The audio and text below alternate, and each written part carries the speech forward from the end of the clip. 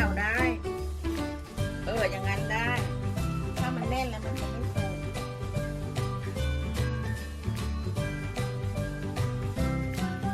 บอกลงไปเรื่อยๆจนมันเต็มแล้วค่อยตักน้ำตรงนี้ใส่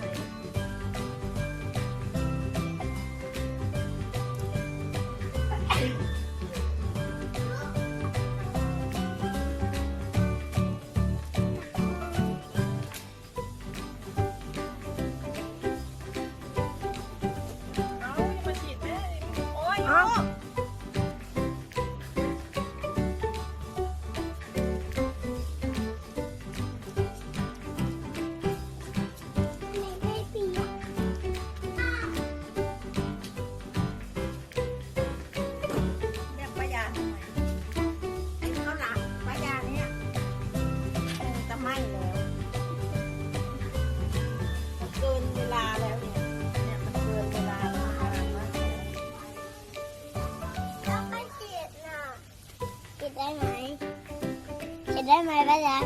ฉีดได้ดับเพลิงยายมีนักดับเพลิงมาแล้วนะเดี๋ยวเอาข้าวหลามมันไม่ฉีดออกเหรอไม่ฉีดออก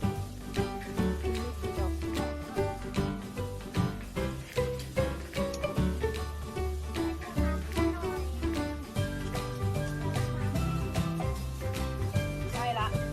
พอแล้วนะแค่นี้พอ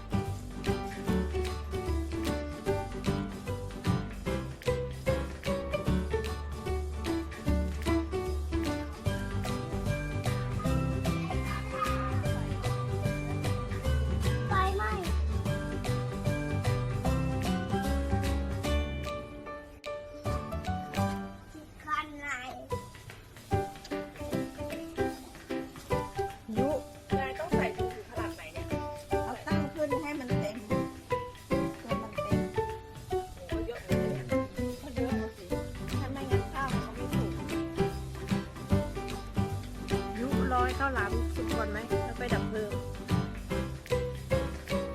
ยูไม่ต้องยูพอแล้วมาเต็มแล้วมองไม่เห็นข้าวแล้วใส่อีกบ้างไม่ใส่นิดนึง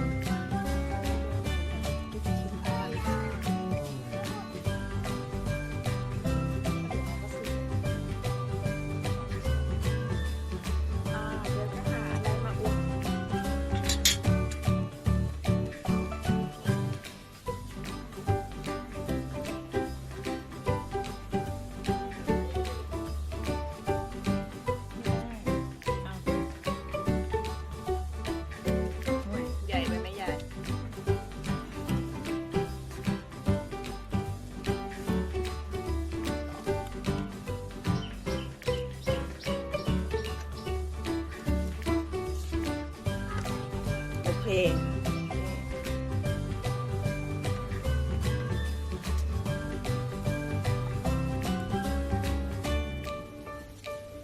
คอยดูทุกคน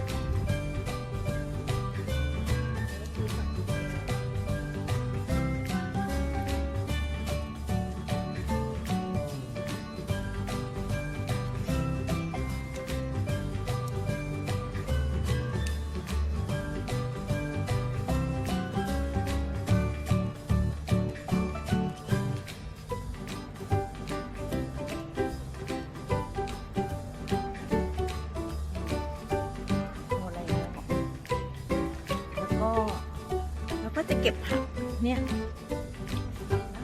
เอากี่ต้น แล้วแต่ยาย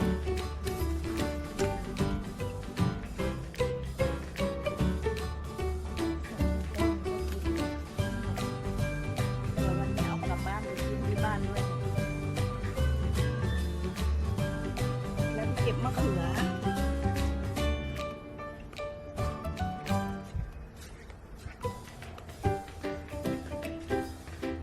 ต้นนี้นะมันไม่มีใบเลยแต่มีลูกเยอะ